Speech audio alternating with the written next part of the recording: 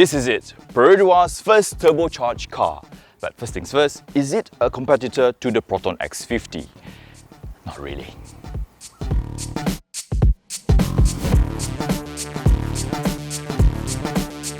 We begin by first establishing where this new Perodua sits in the market in terms of pricing. The Perodua AV costs between 43,000 to 53,000 ringgit.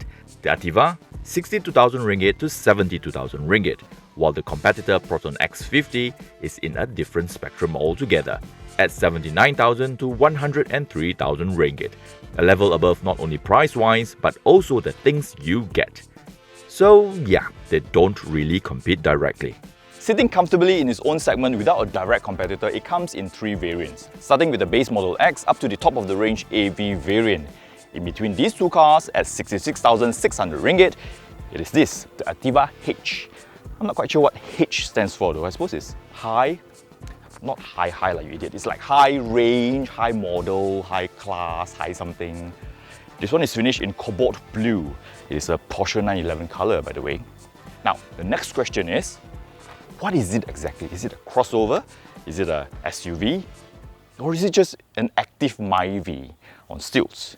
Get it? Ativa means active in Portuguese, so active AV. Never mind. Codenamed D55L, the Ativa is a rebadged Daihatsu Rocky and Toyota Raize. It's a B-segment SUV to be exact, built on Daihatsu's latest platform, the DNGA, or Daihatsu New Global Architecture, specifically for Japan K car up to B-segment cars, with a stronger and lighter body. Which explains the size in person. It's actually quite small and cute, in fact. It has this quirky, upright, boxy look. Just check out how high this hood line is. The headlights are LED with adaptive driving beam. What's even more impressive is this, check this out. Sequential turn signal. Jangan main-main yo. You also get cornering lights in there which will light up to the direction that you turn into. The fog lights are also LEDs. This huge grille has got no anyaman or weaving in any shape or form. Now, check out this windscreen washer seated on the cute little pedestal. Along the sides, you get these black claddings which are just the right size. The wheels are 17-inch, just like the ones you get in the AV variant. You get these auto-folding blacked out side mirrors with signal indicators on it. The A-pillars are also blacked out, but these are just decals. Now, it doesn't look very tall for an SUV, does it? But it is 10 cm taller than the AV and 1 cm taller than the X50. From the sides, what does it remind you of?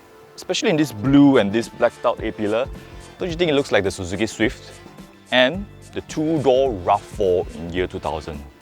This part right here. Let us know what it reminds you of in the comment section below.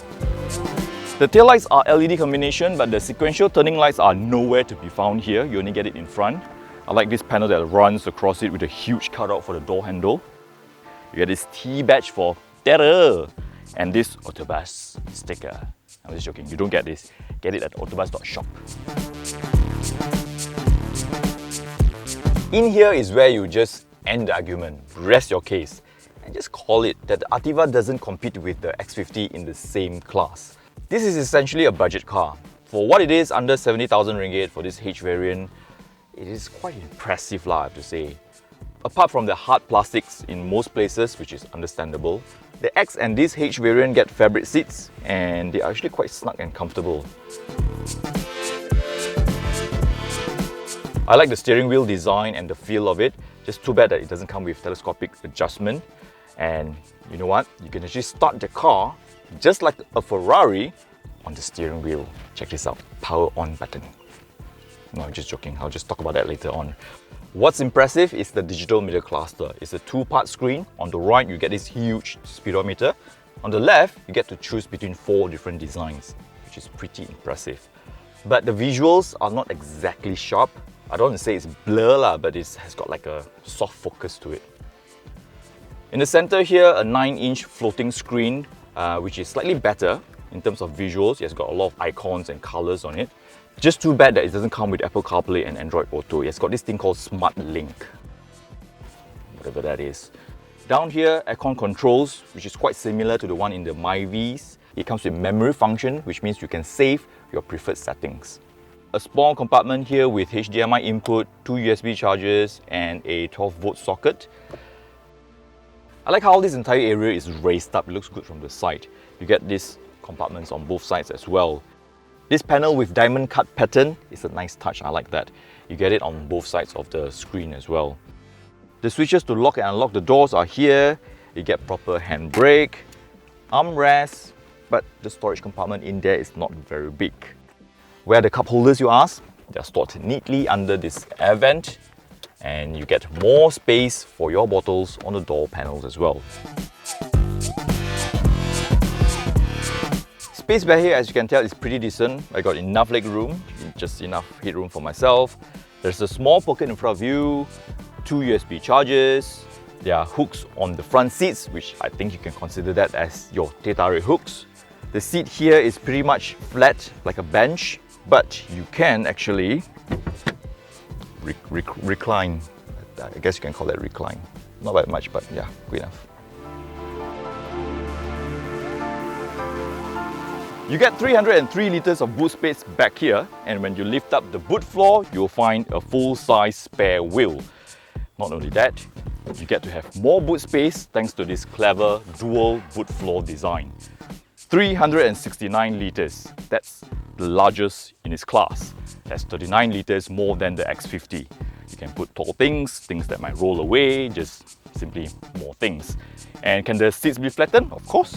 You can then put bigger and longer things, more things. Good stuff. To the things I don't like about this car. The Ativa is not Malaysian enough. Where is the uniquely Malaysian anti-snatch theft hook? Where am I going to keep my handbag? We love the built-in SmartTag reader in the AV. Here, it doesn't come with it. Why? A single touch on the door sensor unlocks the driver's side door. Touch it again to unlock the rest of them, which works as a safety feature. But it is a bit slow to react, so if you have a very impatient wife, pandai-pandai lah. Now let's check out the things I like. You can set reminders for anniversaries, birthdays, maintenance day, car inspection day even in the instrument cluster, which is a very useful feature for forgetful husbands. Your car can now remind you for birthdays and anniversaries with your wives. Ya, kalau ada 4 isteri pun tak apa sebab got 10 slots. I thought the tonneau cover in the Civic Type R was brilliant until you check this out. Look, it's so thin and light. You can just fold it and keep it away. Let me just show you how. You should be able to get it right most of the time.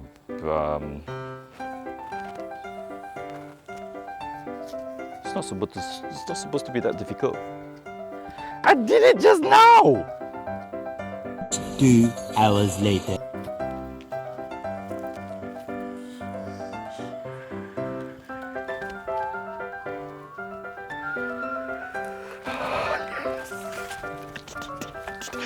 Yeah, so once you're done, just strap this on and just stow it away.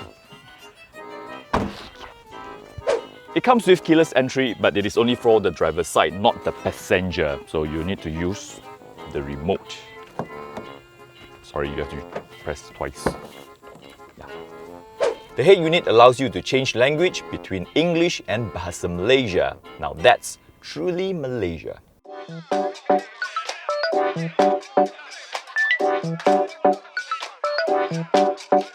So, Perodua's first turbocharged engine. It is a 1-litre 3-cylinder engine paired to a unique dual-mode CVT. It makes 98 horsepower and 140 Nm of torque. It is the same across all 3 variants and all of them are front-wheel drive only.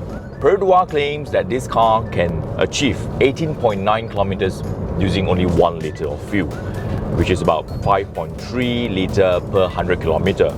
Now, at today's rate of RON95, yeah, this car can take RON95 at RM2.05. It costs about 11 cents to cover each kilometer. We have been averaging about 9.6 kilometers per litre for the past few days. It's because of the way we drive, not so economical way of driving. The unique transmission contributes to the economical part as well. The dual mode CVT or DCVT is the world's first split gear developed by Daihatsu. Unlike Toyota's direct shift CVT, which uses a launch gear to efficiently get the car off the line, Daihatsu's dual mode CVT uses the same concept, but instead of first gear, it is a set of planetary gears for high speed output. This reduces the load on the CVT, it is quieter, and the pulleys for the CVT belt can be made smaller, hence lighter as well. The Ativa achieved 5-star ASEAN NCAP rating, which is quite impressive. It has got 6 airbags and the usual ABS, traction control, VSC and all that. By now you would have heard that the top-of-the-range AV variant comes with all the bells and whistles as many described it. For example, like level 2 autonomous driving, well, level 2 to a certain extent, which is not available in the Ativa H or Ativa. We'll call it Ativa from now on. And the Ativa X. Tapi jangan putus asa sebab ni ada ASA 3.0. Well, it's ASA 3.0. The AV variant features adaptive cruise control ACC and lane keep control LKC for the level 2 autonomous driving, which only activates at speeds above 60 km/h. There's also blind spot monitoring system and rear cross traffic alert. As for the Model X and H, get pre-collision warning, pre-collision braking, pedal miss operation control, lane departure warning, lane departure prevention, and front departure alert. Yes, very useful features for those who always Facebooking while driving. Unlike Myvi's pre-collision braking system, which will not work after 3 times, you will then have to turn off the engine and turn it back on again to reset the system. In the Ativa, it is unlimited. Then again, if the car needs to brake for you 3 times in a single journey, well, I suggest you take a break and stay away from the road, and perhaps maybe see a doctor. So, how does it drive? It is not a big car to begin with, so it is very manageable, and especially with the high sitting position, it is actually quite perfect for city driving. But the 1-litre engine, has it got enough power? Let's put things into perspective. The 1.5-litre Myvi makes about 102 horsepower and 135 Nm of torque, weighs about 1,015 kilograms. The Ativa, on the other hand, has 4 horsepower lesser but 3 Nm more, and it is only 20 kilograms heavier at 1,035 kilograms. Then why bother with a small turbo engine? Well, because it is more efficient in extracting the power and it saves you a bit of money in using less fuel. Myvi's 137 Nm of torque only comes in at 4,200 RPM, while the Ativa's max torque of 140 Nm kicks in from 2,400 RPM and stay on to at least 4,000 RPM. Which means when you get off the line, you get the push a bit earlier and you get to stay on it a bit longer. I have to say it is a sprightly little car, it is punchy and it is eager. Soon you will see a lot of these Ativas just pulling off at traffic lights. Is this going to be the new king of the road, dethroning the Myvi? The mid-range power delivery is actually quite impressive. It is almost relentless, especially after you turn on the power mode on the steering wheel. It becomes more responsive, a bit more eager, which is very good for when you're overtaking cars. It can pull and get up to speed 120, 150, 160 quite easily actually. But when you're traveling at that speed, it's not exactly planted. You do feel the float, which is expected. In terms of NVH, you do hear a lot of road noise and wind noise, which is understandable. But however, the wind noise is actually less intrusive as the one in the X50. Ride-wise, it is actually pretty decent. It is much better and more refined than the Myvi, and it handles pretty well as well. When you go around bends, it doesn't feel like a bulky, tall car.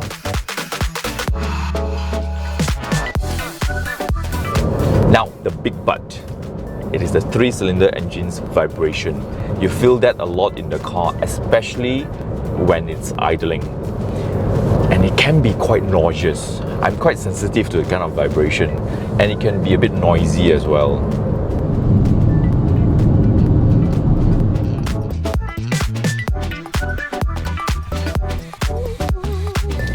I think Perodua has yet again come up with another winning product. This car is going to interest a lot of people because of a few good reasons, starting with the price positioning as a budget car. For between 60 to 70,000 ringgit, it's actually quite a lot of car. In terms of size, it is compact with high sitting position, making it the perfect roundabout car. I think you ladies out there will feel safe driving this as compared to driving a Myvi or an Asia. Getting in and out of the car is actually very easy as well because it's not as low as the Myvi or as high as the Aros, which is good for kids and also older folks. Not forgetting how economical the car is. You should be able to travel, well, at least on paper, 18.9 kilometers using only 1 liter of fuel. And the best part is, the road tax only costs 20 ringgit a year. Jimat tu bro! Now with 5,000 ringgit difference between the three variants, which one to pick? Ativa X? Sounds like a vaccine. Ativa X, Ativa, or Ativa? For myself, I think Ativa will be the most bang for buck value for money one to get. Because Ativa X will be too basic because it doesn't even come with proper head unit. While the Ativa, the level 2 autonomous driving feature only starts working above 60 kilometers per hour. While you are spending most of your time getting stuck in the jam. Ativa is this.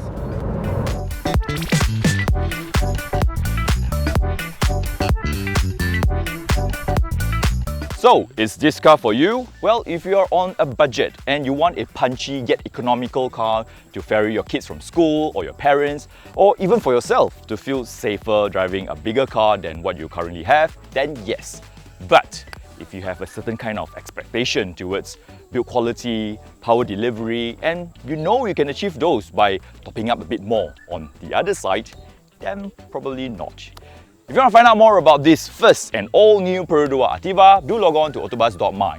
If you like this video, do give us a thumbs up, share and subscribe to our YouTube channel by clicking on the logo or the subscribe button below. And please support us by getting our t-shirts at AutoBuzz.shop. Thank you for watching. Terima kasih, Malaysia. 3、2、1 roll. Sitting immediately.